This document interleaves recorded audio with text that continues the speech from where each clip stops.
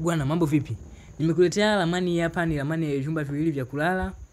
Na ramani hapa kama unavyoiona ina jiko, ina store, ina dining, ina sebule kubwa ambayo inajieleza na inajitosheleza katika eneo dogo.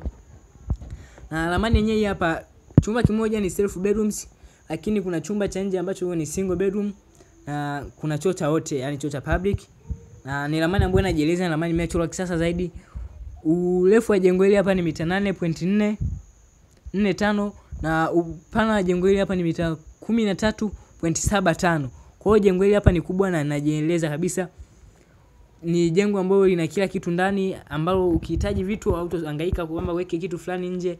Hapana. Sema choo cha public ndio kiko nje na chumba hiki single. Kwa hiyo ni ramani ambayo inajieleza na inajitosheleza kabisa.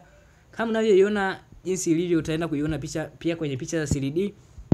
Ni ramani ambayo ni nzuri, imechorwa kisasa zaidi na inajieleza kama unavyoiona hapa. Na picha za 3D, tunaanza na picha ya upawaji wa bati. Kama unavyoiona hapa ni picha ya 3D upawaji wa bati jinsi ulivyo. Na kuna picha hizi hapa, picha ya mbele ya jengo. Hii hapa kama unavyoiona, na ni jengo ambalo ukihitaji kuweka fence au tuseme uanze kuweka ya fence eneo kubwa, hapo katika front porch unaweza kutumia kama fence, ukaweka mlango na maisha yakaendelea.